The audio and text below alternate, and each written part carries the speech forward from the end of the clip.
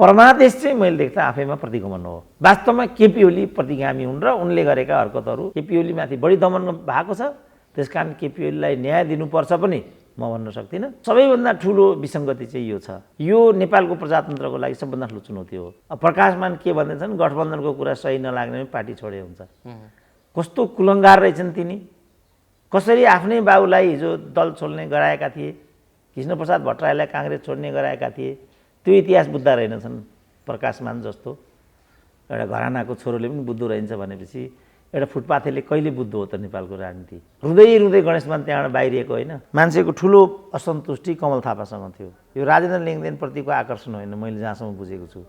कमल थापाप्रतिको विकर्षण र एउटा बेइमान पात्रलाई कसरी दण्डित गर्ने भन्ने चाहनाको धोतको भन्ने रूपमा मैले राजेन्द्र लिङ्गदेनलाई बुझेको छु। भनेपछि स्थान विशेष गठबन्धनको पोलिसी त एमाले बनाइसकेको, कसैले पनि गर्छ त बाबा, एमाले त्यो बनाइसकेको पनि छ। उसको माओवादीले एमालेसँग काहीँ गठबन्धन गर्यो भने डोन्ट टेक अदरवाइज, त्यो पनि हुनसक्छ। अहिले नै यो कार्य सम्पादनमा लफडा परिसकेको भन्ने म सुन्छु भित्रभित्रै।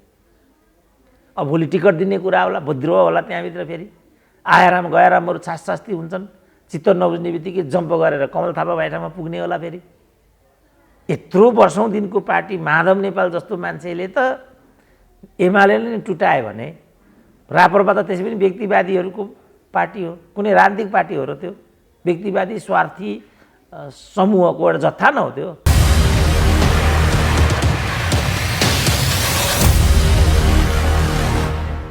विविध घटनाक्रम र सन्दर्भमाथि केन्द्रित रहेर कुराकानी गर्नका निम्ति राजनीतिक विश्लेषक प्राध्यापक डाक्टर सुरेन्द्र केसी हामीसँग हुनुहुन्छ।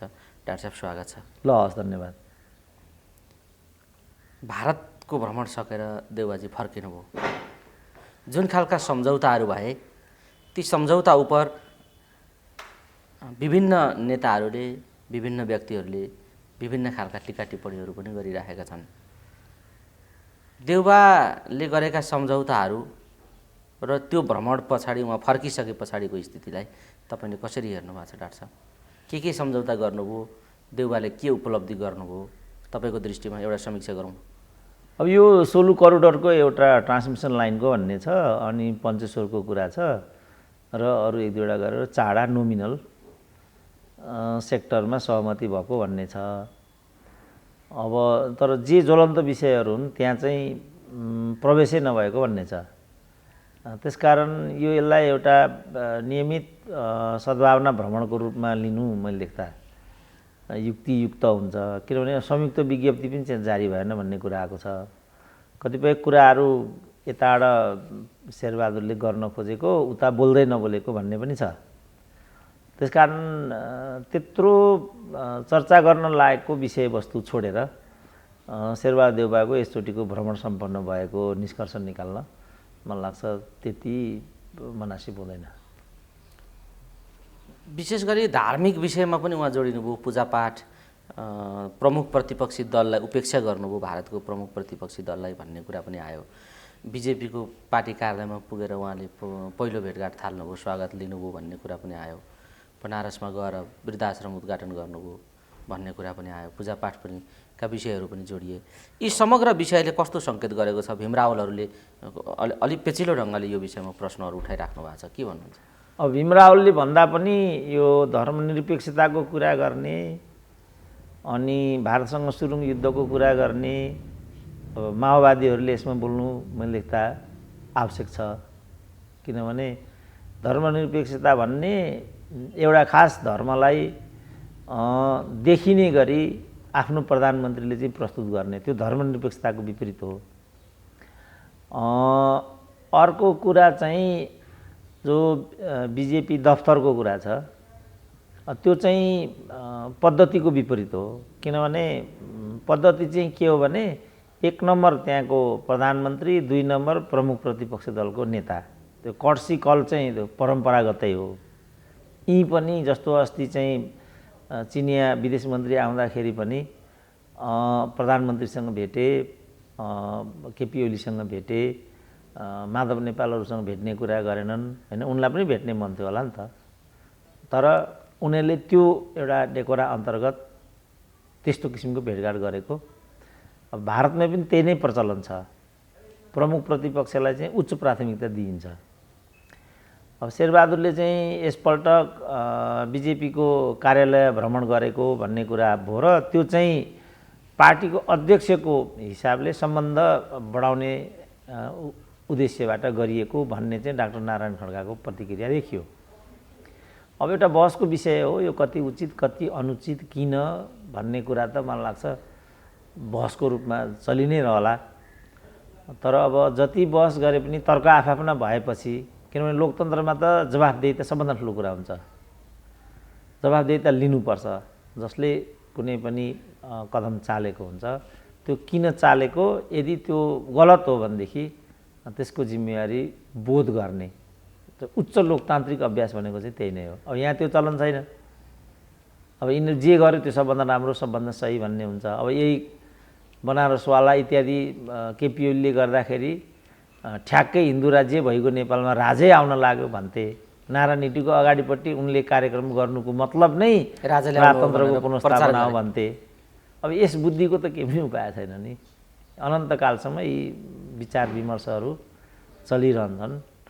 अब यो भ्रमणले पनि त्यो दिशातर्फ, मुख्य कुरा चाहिँ हामीले हेर्नुपर्ने कुरा के भने भ्रमणमा अपेक्षित विषयहरू के हुन् र ती विषयहरू उठे कि उठेनन्। जे विषयहरू उठे त्यसको दीर्घकालीन असर र महत्त्व के हुन्छ त्यो हो। अरू कुरा त कहाँ गए कहाँ गएनन् भन्ने कुरा एउटा विचार विमर्शको रूपमा चलिरहने कुराहरू हुन्। तात्विक कुरा होइन मैले देख्दा। यो एउटा पाटो। अर्को पाटो, यही भ्रमणलाई लिएर ओलीले कटाक्ष पनि गरे, राष्ट्रिय दलालसम्म भन्न भ्याए ओलीले चुचे नक्साको विषयमा। देउबा सहभागी नेपाली दूतावासको एउटा कार्यक्रममा, भारतमा जुन कार्यक्रम गरियो त्यहाँ चुचे नक्सा हटाइएको नक्सा प्रयोग गरियो भनेर तीव्र आलोचना गरे केपी ओलीले। यसमा के भन्नुहुन्छ डाक्टर साहब? त्यो चुटे नक्साको कुरा चाहिँ यिनीहरू पटक पटक बहसमा ल्याउँछन्। मैले देख्दाखेरि केपी ओलीले त्यहाँ राष्ट्रिय दलाल होइन देशद्रोही नै भनेका छन्। अब योभन्दा पहिला नै मैले नै भनिसकेको कुरा हो यो चाहिँ। किनभने अनुसूची 3 मा माइनस चुचे नक्सा निशाना छाप बनाउनेहरू चाहिँ यिनीहरू नै हुन्। अब अहिले यिनीहरू नै फेरि यो गर्नेलाई देशद्रोही भन्छन् भने यिनीहरू वास्तवमा आफूले के गर्दैछु भन्ने पनि हेक्का नराख्ने मान्छे भन्ने नै देखिन्छ। त्यसकारण केपी ओलीले यसलाई चाहिँ प्राज्ञिक तरिकाले कटाक्ष गर्नु बेमनासिब हुँदैन, किन प्रमुख प्रतिपक्षका नेता हुन्। तर यसरी मुख छोड्नुको चाहिँ म त्यस्तो अर्थ केही पनि देख्दिनँ। किनभने शेरबहादुरको ठाउँमा केपी ओली नै भए पनि हुने यही नै हो, गर्ने यही नै हो। किनभने उनकै प्रधानमन्त्रीले काला पानी त महेन्द्रले सुन्न बेचिसकेको भने नि त उनकै परराष्ट्र मन्त्रीले त्यही बेला सुशीलको क्याबिनेटमा उनले नै पठाएका हुन् नि त महेन्द्रबहादुर पाण्डे भन्ने। उनले त काला पानी राजा महेन्द्रले सुन्न बेचिसकेको भनेको छ। 2072 असार 3 गतेको नयाँ पत्रिकामा उनले दिएको अन्तर्वार्तामा त्यो कुरा भनेको छ। यो रेकर्डेड पनि छ। अनि उनै केपी ओलीले अनि चुचे नक्सा माइनस कर्ताहरूलाई कसरी देशद्रोही भन्न सक्छन्? किनभने संविधान सभामा हस्ताक्षर गर्ने मध्येमा कमल थापा मात्रै होइनन्, काङ्ग्रेस मात्रै होइन, उनीहरू पनि हुन्। अनि यो अरूले गर्दा यो उही आप करे तो रासलीला और मैं करो तो वेश्यावृत्ति भने जस्तो हो क्या यो। डाक्टर साहब, यो एउटा पाटो छ। जसरी नेपाली काङ्ग्रेसले बिजेपीसँग सम्बन्ध विस्तार गर्ने जुन खालको विधि अपनायो, यो सम्बन्धले नेपाली काङ्ग्रेसलाई कस्तो बाटोतर्फ लान्छ? नेपाली काङ्ग्रेसलाई कुन बाटोमा लाने भन्ने पनि अर्थ राख्छ यो सम्बन्धले? होइन, त्यो सम्बन्ध राख्दैन, तर यसले अवसरवादलाई चाहिँ नङ्ग्याउँछ। किनभने हामीले बिजेपीसँग खास देखाउनु पर्ने त्यस्तो कारण केही पनि छैन नि। किन छैन भने विगत समयमा यिनीहरू नै हुन् जसले चाहिँ बिजेपीप्रति गलत व्यवहार गरेका छन्। किन हिजो भारतको राष्ट्रिय राजनीतिमा बिजेपी चाहिँ अछुत जस्तो थियो, हिन्दूवादी इत्यादि भनेर यिनीहरू हियाउँथे। त्यही दिशातर्फ एमालेलाई पुर्याउने यो प्रतिगामी हो, फलानु हो भन्ने अहिले दौर चलिरहेछ नि। केपी ओलीलाई पनि बिजेपीकै ठाउँमा लगेर ठेउरा ठोक्ने भन्ने हिसाब छ यी गठबन्धनकारीहरूको। यो सबै अतिवाद हो। त्यो हिसाबले जसरी अब अहिले उल्टाउने बिजेपी मात्रै हो अरू होइनन् भन्ने ठाउँमा जुन पुग्यो शेरबहादुरको डफ्फा, यो आफै गलत छ नि। हाम्रो भनेको समदूरीय हुनुपर्छ। मित्र राष्ट्रमा चल्ने सबै राजनीतिक दल र विचार हाम्रो लागि बराबर हो। मार्क्सवादी नजिकको, माओवादी टाढाको, काङ्ग्रेस टाढाको, बिजेपी नजिकको भन्ने हुँदैन। मित्र राष्ट्र हुन्। भोलि कुन बेला को शक्ति चाहिँ केन्द्रमा पुग्छ अथवा प्रान्तीय सरकारमा पुग्छ त्यो भन्न सकिँदैन नि। र ती सबै शक्तिहरू भोलि नेपाली जनतासँग चाहिँ सरकार राख्ने, चासो राख्ने शक्तिहरू हुन्छन्। त्यसमा तेरो मेरो गर्नुपर्ने, भेदभाव गर्नुपर्ने कुराको औचित्य के भन्छ? के पनि भन्दैन। भोलि यहीँ पनि अहिले जुन गठबन्धन छ उल्टो पनि हुनसक्छ। मधेसवादी पनि केन्द्रमा पुग्न सक्छन्। हामीले भनेको मानिदिएको भए महन्त ठाकुर नै प्रधानमन्त्री भइसकेका थिए। अब उनले यो बाटो लिए, यो परिणाम आयो। अब राजनीतिमा भोलि के हुन्छ के भन्न सकिन्छ? अब माओवादीलाई आतङ्ककारी भनेर यिनीहरू नै चाहिँ सुट एन्ड साइट गर्दै हिँड्थे। अब यिनीहरू नै अहिले सलोट ठोक्दै हिँड्छन्। छाता उडाउने होडबाजी हुन्छ प्रचण्डलाई नेपाल प्रहरीको। यो अवसरवाद, यो असंवेदनशील कुरा हो नि। यो गर्नु हुँदैन। डाक्टर साहब, यो एउटा पाटो यो हो। अब त्यो सम्बन्धले नेपालको निर्वाचनलाई प्रभावित गर्ने कुरा हो भनेर अहिलेको प्रतिपक्षी दल नेकपा एमालेका नेता भीम रावलले भन्नुभयो। कसरी प्रभावित गर्छ यो विषयले नेपालको चुनाव, नेपालको आउने चुनावी परिणामलाई कसरी प्रभावित गर्छ? होइन, के भनेका हुन् भीम रावलले? यो अब यहाँ चाहिँ जस्तो अब जुन एउटा धार्मिक मत हो, तराईको मत हो, त्यो मतलाई यो तरिकाबाट एकोर्याउने अथवा आफूतिर आकर्षित गर्ने सन्दर्भमा भनेको होला भीम रावलले। किनभने अघि पनि भनियो, अब बिजेपीलाई त यिनीहरूले अछुत मानेका थिए। हिजो भेटघाटै गर्दैन थिए यिनीहरू। अब अहिले पासा पल्ट्यो। त्यहाँ उत्तर प्रदेशमा त काङ्ग्रेस आएको 2 सिट आयो भन्ने छ। काङ्ग्रेस आई अनि 2 सिट भनेको त कल्पनै गर्न सकिँदैन। त्यो पनि 25-26 करोड जनसङ्ख्या भएको उत्तर प्रदेश। त्यसकारण काङ्ग्रेस आए त ओह्रालो लागेको स्थिति भयो। त्यहाँ बिजेपी उकालो लागेको स्थिति भयो। यस्तो नराम्रोसँग किन मार खायो काङ्ग्रेस अहिले? डाक्टर साहब, के देख्नुहुन्छ? यसको पनि थोरै चर्चा गरौँ न। त्यो त हाम्रोमा पनि चुनाव आइरहेको छ। त्यो त प्रश्नै छ। के भने काङ्ग्रेस आएको नेतृत्व चाहिँ परिवारमुखी भइदियो। जस्तो मैले आजै राति सुने, श्रीलङ्कामा पनि राजापाक्षेका सबै भाइ भतिजाहरूले राजीनामा दिए। 7 जना त एउटै परिवारभित्र चाहिँ मन्त्री प्रधानमन्त्री रहेछन्। त्यहाँ कोल्याप्स हुन लाग्यो श्रीलङ्का। जस्तो पाकिस्तानमा पनि त्यही कुरा भयो। अब बङ्गलादेशमा चाहिँ शेख मुजिबरको परिवारले छोरी चिन्नैले हसिना वाजेद, उनले चाहिँ अलिकति केही गर्न सकेको जस्तो देखियो। उनी धेरै पछि चिँडीबारी गरिराखेकी छिन्। त्यहाँ पनि शेख रहमान हो क्यारे, तिनीहरूको परिवार त थुनिएकै छ कि के छ। अब म्यानमारमा पनि आङ सान सुकीले चाहिँ असफलता नै बेहोर्नु पर्यो। एक समय थियो यो डाइनेस्टिक पोलिटिक्स हाबी। अब अहिले आयो डाइनेस्टिक पोलिटिक्स चाहिँ ओह्रालो। यी पनि थप्पड खायो नि त कोइराला परिवारले। सुजाता अहिले गिर्जा भए सुजाता प्रधानमन्त्री हुन् यहाँ कि? किनभने गलत व्यवहार गर्यो। शैलजालाई रोएर मारे यिनीहरूले। डिप्रेसनमा गएर मरे नि शैलजा। अब त्यहाँ पनि यो परिवारवादले गर्दाखेरि फेरि सोनिया गान्धी आफै विदेशी मुल्की भइन्। विदेशको विरुद्धमा लडेर स्वतन्त्रता प्राप्त गरेको चाहिँ भारतीय जनमानसले त्यो सोनिया गान्धीको नेतृत्वलाई सहज रूपमा लिन सकेन। अनि फेरि राहुल गान्धीको व्यक्तित्व पनि जस्तो किसिमको एउटा भारत जस्तो मुलुकलाई सञ्चालन गर्नको लागि अपेक्षित र वाञ्छित हो, त्यो पनि मलाई त्यहाँ चाहिँ हैसियतपूर्ण नभए जस्तो मलाई आफै पनि लाग्छ। भारत जस्तो मुलुकको नेतृत्व राहुल गान्धी भनेपछि त्यो त्यति परिपक्व हुँदैन त्यो। किनभने भारत त ठुलो भाइबल नेसन हो नि। यता यो सब कुरालाई आधार बनाएर चाहिँ एउटा एक्सट्रिम नेसनलिजम र हिन्दुत्वको कुरा। आखिर त भारतवर्ष त धार्मिक आधारमा विभाजित भएको छ। धार्मिक आधारमा विभाजित भएको छ भनेदेखि हिन्दू बहुलता त स्वाभाविकै हुन्छ नि त। जुन मुस्लिम बहुलता चाहिँ बङ्गलादेश र पाकिस्तानमा छ। त्यसकारण यो चिजलाई मूल प्रवाहीकरण गर्न चाहिँ बिजेपी सफल भयो। यी जो 3-4 कारणहरू मैले बताएँ, त्यसले गर्दा चाहिँ काङ्ग्रेस आई प्रतिरक्षामा पुग्यो त्यहाँ।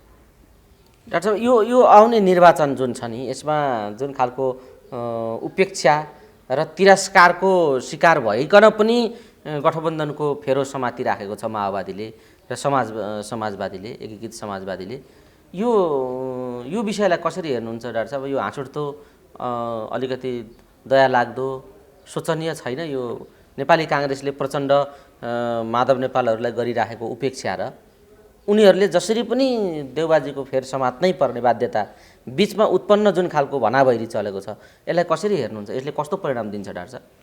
अब यो परिणाम त जनताको हातमा छ, जनताले यसलाई कुन रूपमा हेरेका छन्।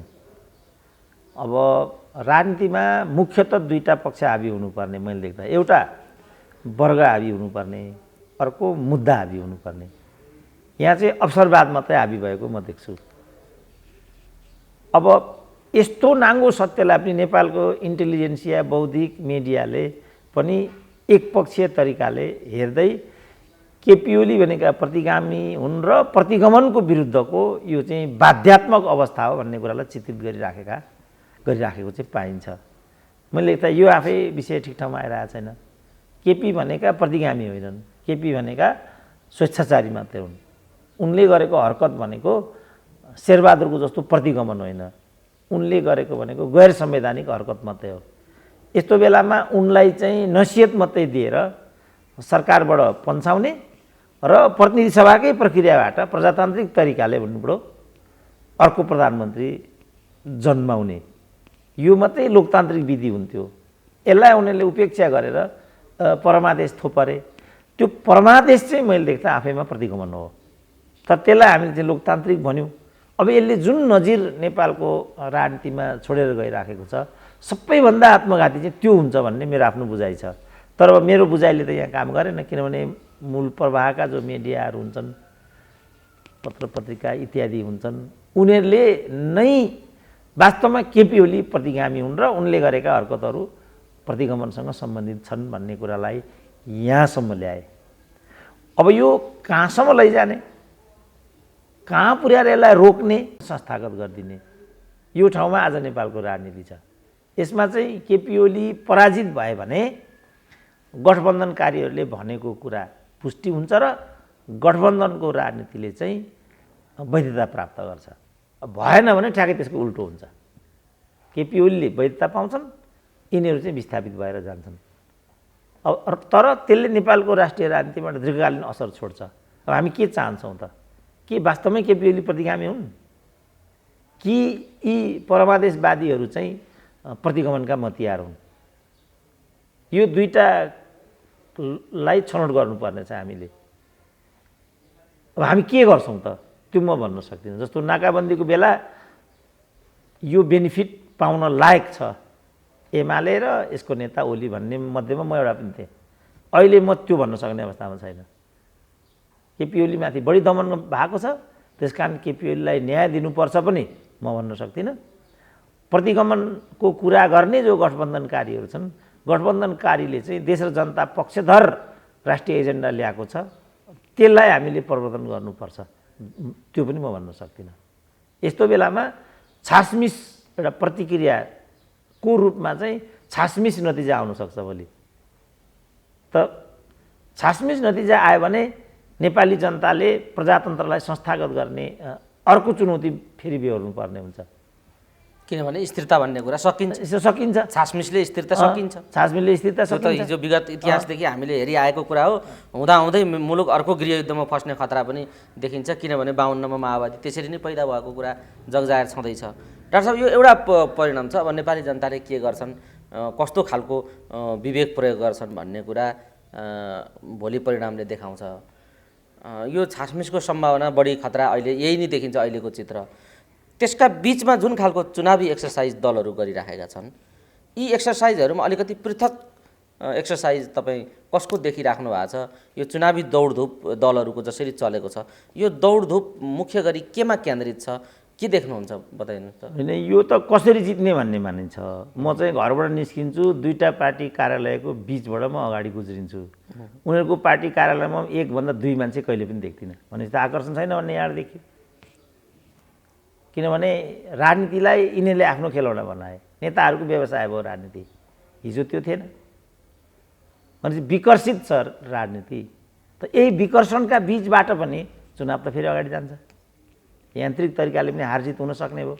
फेरि यहाँ त हारेकोलाई जिताउने, जितेकोलाई हराउने सम्म पनि हुन्छ।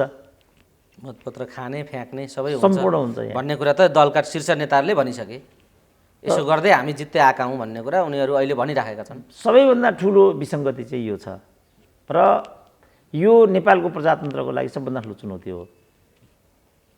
अब दुर्भाग्य यो चिज चाहिँ ठुला नेताहरूले नै बुझिदिएनन्। अब अहिले चाहिँ रामचन्द्र पौडेलको प्रतिक्रिया हेर्ने हो भने, प्रकाशमानको प्रतिक्रिया हेर्ने हो भने, अब प्रकाशमान के भन्दैछन्, गठबन्धनको कुरा सही नलाग्ने पार्टी छोडे हुन्छ। कस्तो कुलङ्गार रहेछन् तिनी। कसरी आफ्नै बाबुलाई हिजो दल छोड्ने गराएका थिए, कृष्णप्रसाद भट्टराईलाई काङ्ग्रेस छोड्ने गराएका थिए, त्यो इतिहास बुझ्दा रहेनछन्। प्रकाशमान जस्तो एउटा घरानाको छोरोले पनि बुझ्दो रहन्छ भनेपछि एउटा फुटपाथेले कहिले बुझ्दो हो त नेपालको राजनीति। रुँदै रुँदै गणेशमान त्यहाँबाट बाहिरिएको होइन। त्यही गणेशमानको पुत्रले चाहिँ गठबन्धन नमान्ने हो भने पार्टी छोडे हुन्छ भन्न सकिन्छ? आश गर्ने ठाउँ केही पनि रहेन नि।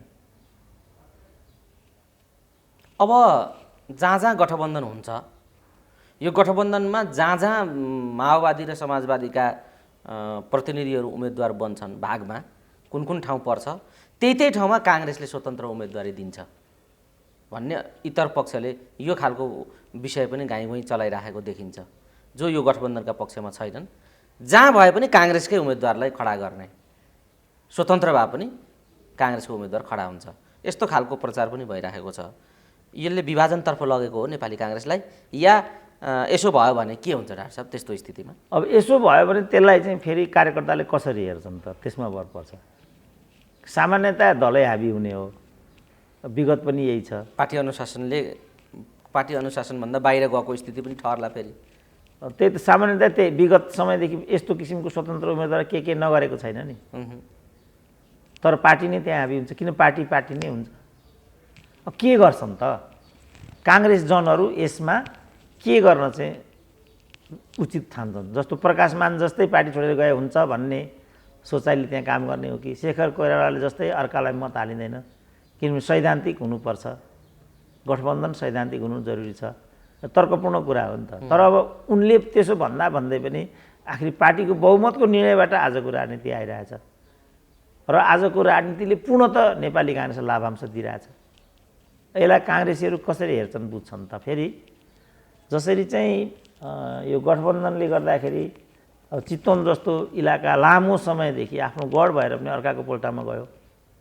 चितवन काङ्ग्रेसको अध्यक्षको त मैले नै लाइभ सुनेको थिएँ। जुन माओवादीले हाम्रो हात काट्यो, त्यही माओवादीले हामीले दुईपल्ट चाहिँ मतदान गऱ्यौँ। कहिलेसम्म हामीले यो काम गर्ने?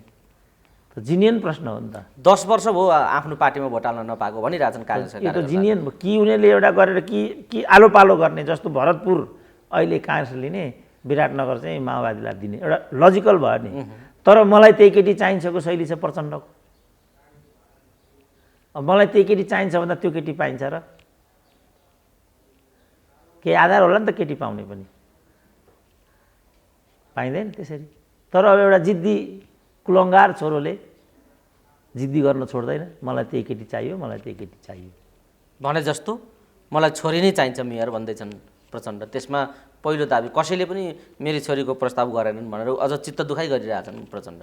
अब भनेपछि त अब जब प्रचण्ड जस्तो नेतामा यो एउटा पोजिसन हुन्छ भने अब आम नेता कार्यकर्ताबाट के अपेक्षा गर्न सकिन्छ? त्यसकारण मैले भने यो सब कुरालाई त जनताले त हेरिरहेछ। जस्तो कहिलेकाहीँ यति गर्दा गर्दै पनि मानिलिउँ टिकट पाए त्यहाँ प्रचण्डले, त्यो अनुसारको नतिजा आउला भन्नु कहिलेकाहीँ रियाक्टिभ पनि हुनसक्छ। तर नतिजा जस्तो आए पनि मतपत्र चबाउने फ्याँक्ने त उहाँको पुरानो चलन हो भनेर नेताहरू नै भनिराखेका छन्। अब त्यसमा अन्य दलले ड्युटी कसरी गर्छ भन्ने कुरा पनि छ। यो अलोकतान्त्रिक विधिलाई समेत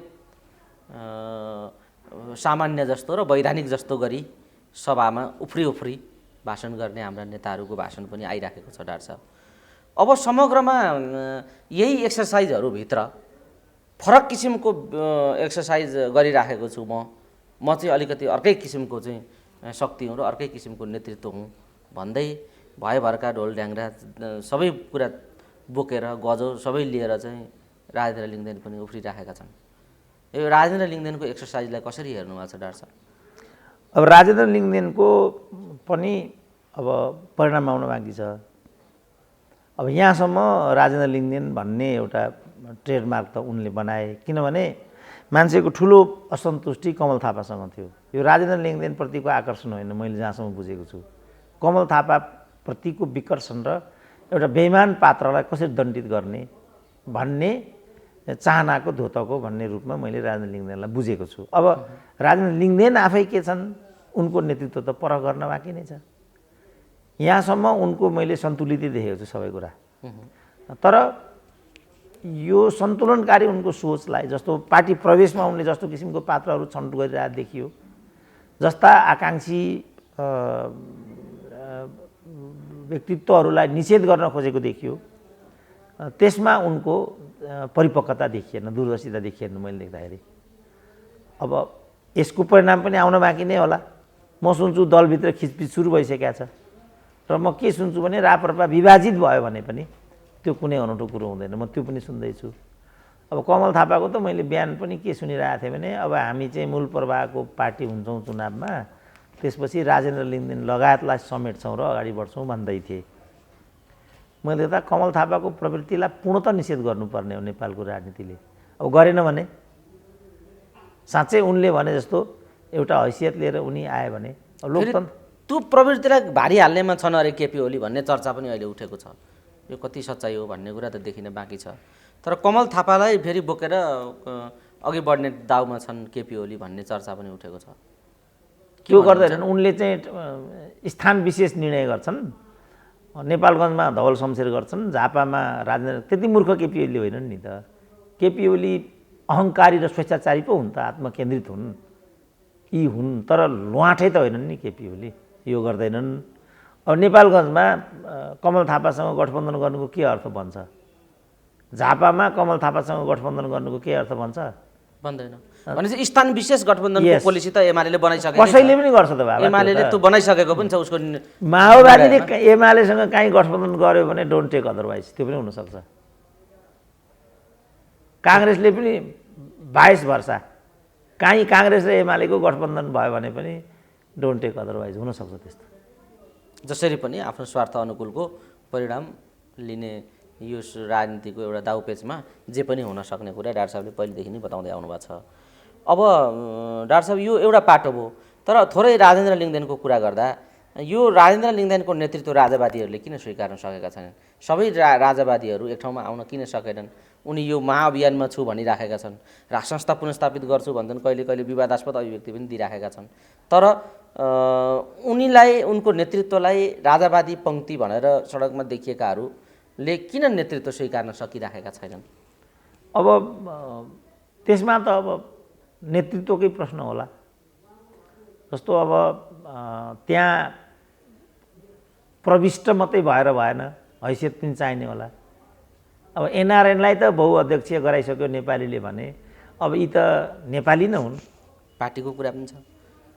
पार्टीको कुरा भन्दा पनि अर्कालाई पनि मान्नुपर्छ भन्ने सोच पनि हुनुपर्छ। जस्तो बिजेपीको कुरा गरौँ न, त्यसरी हेर्ने हो भने त नरेन्द्र मोदी त्यहाँ प्रधानमन्त्री हुने नै होइनन् नि।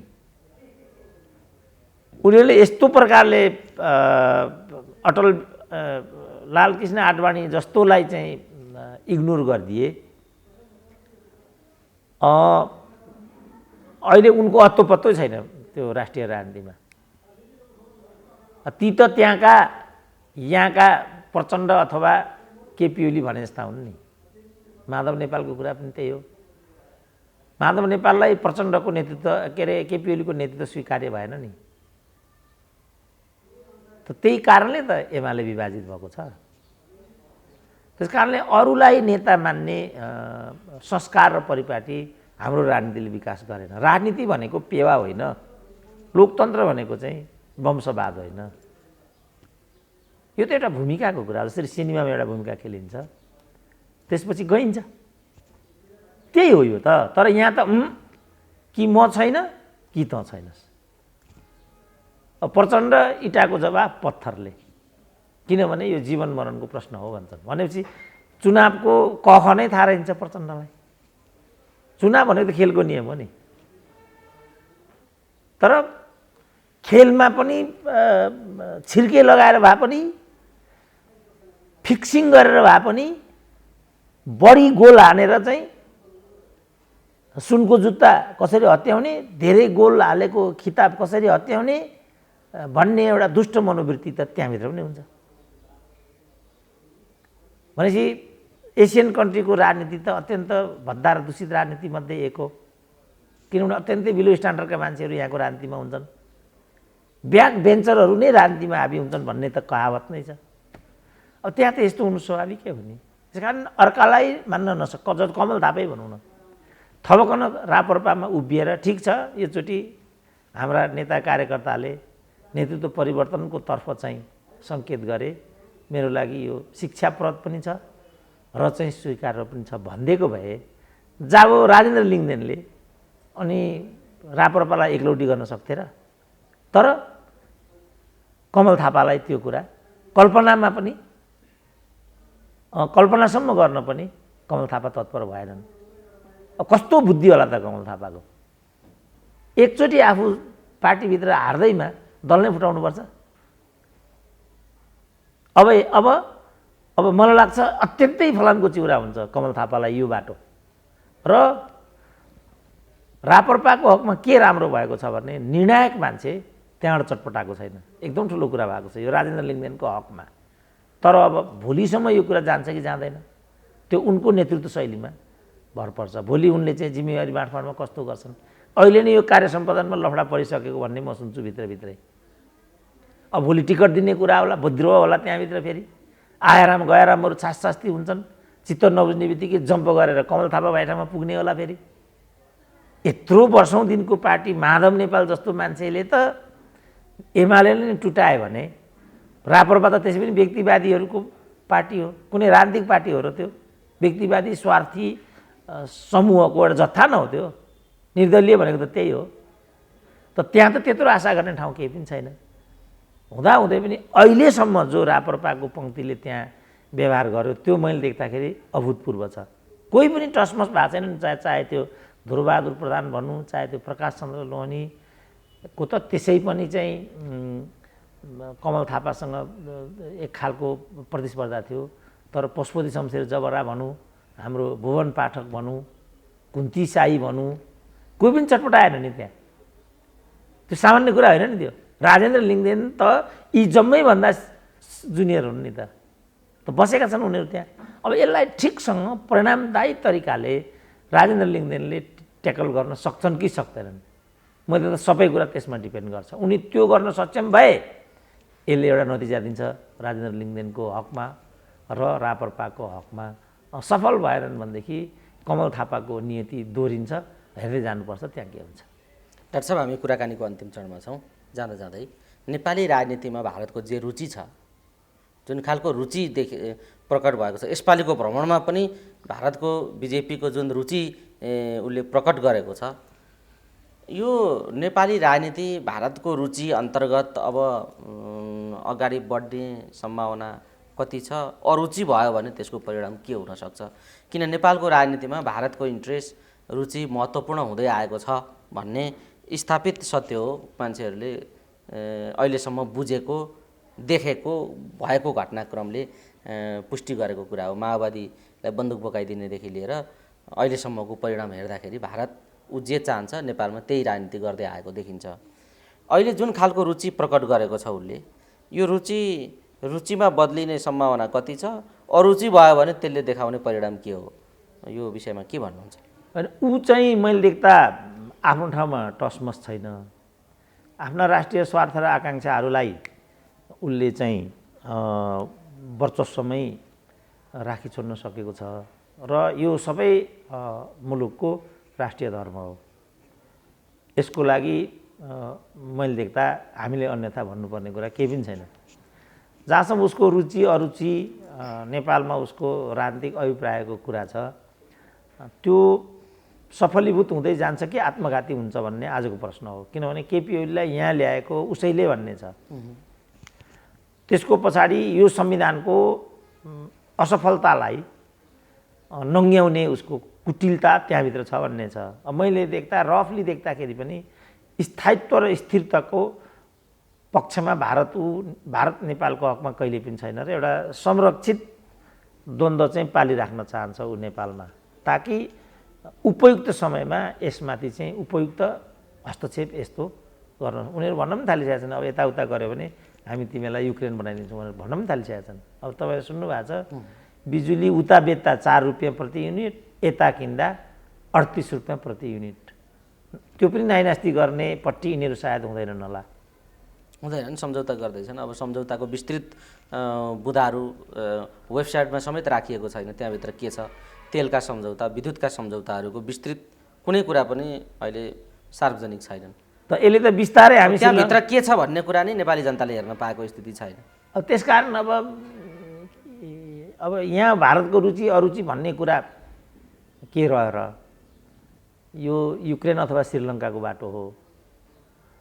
अब वामपन्थी भन्ने जो अवसरवादी पार्टीहरू यो सब देख्छन् कि देख्दैनन्, त्यो टीका टिप्पणीको एउटा विषय हुन्छ।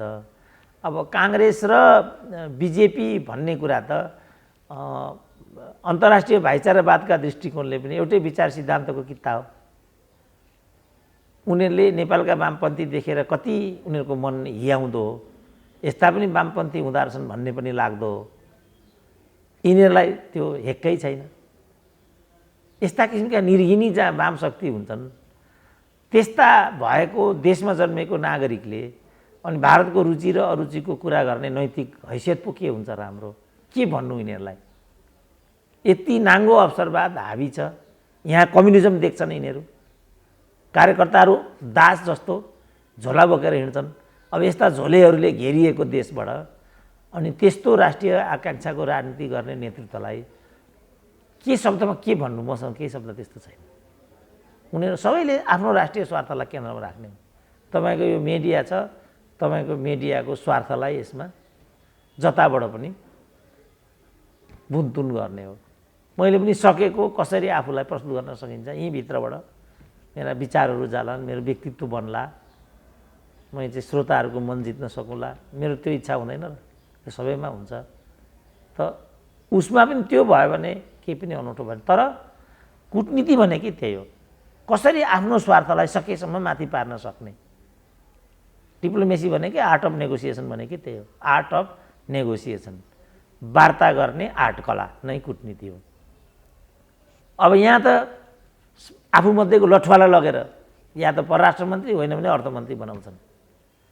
अनि श्रीलङ्का नपुगेर, युक्रेन नपुगेर कहाँ पुगिन्छ त? आर्थिक सूचाङ्क सबै ओह्रालो लागेको छ, सबै सूचाङ्कहरू ओह्रालोमा छ। तैपनि अब श्रीलङ्का त भइहालेको छैन भनेर नेताकै भाषण सुन्न पनि पाइन्छ। यी बाटो आफ्नो ठाउँमा छ डाक्टर साहब।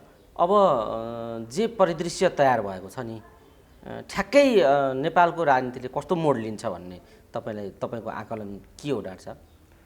म त अझ दुश्चक्र, गरिबीको दुश्चक्र, अभावको दुश्चक्र, अराजकताको दुश्चक्रतिर जान्छौँ जस्तो मलाई लाग्छ। किनभने अब निर्वाचन एउटा कुरा हुन्छ, निर्वाचन यति महँगो भयो र यति पार्टिसन भयो, तपाईँ वार्डमा जानुभयो भने तपाईँ पैसा नखाइकन, तपाईँ आफ्नो एउटा सूत्र नलिकन तपाईँ त्यो वडा समितिभित्र पस्न पनि सक्नुहुन्न। यस्तो अवस्था छ। प्रशासनमा जानुहोस् त्यस्तै छ। अब न्यायालयको अहिलेको विधि, हाम्रो कार्यशैली, पल्सालाई जुन किसिमको माके साङ्लोमा हालियो, त्यसले दिने एउटा सामाजिक झझल्को। अब हाम्रा कलाकारहरूले चाहिँ पल्सा हुनुपर्ने, भारतको कलाकार ल्याएर टुनखेलमा 4.5 करोड बुझाउनेमा उद्धत छन् भन्ने सुनिन्छ। हाम्रो राजेश हमालले सम्पूर्ण फिल्मी क्यारियरको जीवनमा 4 करोड कमायो होला त? कुन बाटोमा हामी छौँ भन्ने यहाँबाट देखिन्छ नि त। यसले हामीले कहाँ पुर्याउँछ भन्ने झझल्को आउँछ नि त यहाँबाट। हरेकमा यस्तै छ हाम्रो। त यो बाटो भनेको आत्मघाती बाटो हो। आफूमाथि गौरव नगर्ने, आफ्नो जति हीन पराएको जति महान। राजेश हमाल चाहिँ महानायक हो कि होइन भनेर कत्रो डिबेट चलाए यिनीहरूले। अब सलमान खानलाई चाहिँ 4.5 करोड दिने सिधै पर्यटन मन्त्री जुम वार्ता गर्छ, हाम्रो बोलीलाई पैसामा बिकेको बोली भन्छ। अनि यो बाटो कहाँ पुग्छ त बोली? यो त आत्मघाती बाटो हो नि। त त्यो कुरा म पर देखिराखेको छु। अब परिणामबाट हेरौँ, पर्खेर हेरौँ हामी। श्रीलङ्काको कुरा अघि भन्नुको मतलब श्रीलङ्का भइहाल्यो भने त सकिहाल्यो नि। हुनुभन्दा अगाडि उपयुक्त कदम चाल्ने कि नचाल्ने भन्ने कुरा हो नि त यो। वास्तवमा हामी श्रीलङ्काको बाटोमा छौँ, युक्रेनको बाटोमा छौँ भने त त्यसलाई अहिले नै रोक्नु पर्यो हामीले। यो माग हो नि यो त। त्यो बाटोमा गइहालिन्छ, यिनीहरू गइहाल्छौँ भने सत्तो सराब माधव नेपाल जस्तो गरे होइन नि मैले। र माधव नेपाल खड्ग ओलीहरूको बोलीहरू त एक ठाउँ एक दिन पनि उनीहरूले सैद्धान्तिक बहस गरेका छैनन्। उसले उसलाई गाली गर्ने, उसले उसलाई निषेध गर्ने, व्यक्तिगत कुरा ल्याउने, चारित्रिक कुरा ल्याउने, त्यत्रो हाइटको नेताले गर्ने व्यवहार हो यो। त यसले हामीलाई कहाँ पुर्याउँछ त? अराजकतामा पुर्याउँछ, अवसानमा पुर्याउँछ। लाज लाग्नुपर्ने यिनीहरूलाई। यिनीहरूको प्रतिस्पर्धा भनेको त नेपाली काङ्ग्रेससँग हो नि। कस्तो भन्छन् त गगन थापाहरू? यिनीहरूलाई भोट दिनुको अर्थै केही छैन। किन यो यिनीहरू लगेर आखिर हाम्रो चरणमा बिछ्याउँछन् भने डाइरेक्ट हामीलाई देऊ न, एकदम भ्यालिड तर्क छ। त यस्ताले पनि आफूलाई वामपन्थी भन्छन्। तिमीहरू वामपन्थी होइन ठग हौ बाबा भन्यो भने हामीलाई नै ठग भनिदिन्छन् भने अनि यसको परिणाम के होला त भोलि? यहाँ कुनै एक्जाजरेसन, कुनै नक्कली कुरा एक लाइन पनि छ त यहाँ? लाग्छ उनीहरूलाई त्यस्तै। भनेपछि यो आत्मघाती बाटो हो। मैले लेख्दा यिनीहरूले खुँदो खान्छन्। नेपाली समाज त्यो बाटोमा छ। हवस् डाक्टर साहब, समय दिनुभयो, यसका संवेदनशीलता र अहिलेका परिस्थितिहरूमाथि चिरफार गरिदिनु भयो। यो समय र संवादका लागि यहाँलाई धेरै धेरै धन्यवाद। ल हवस्, धन्यवाद।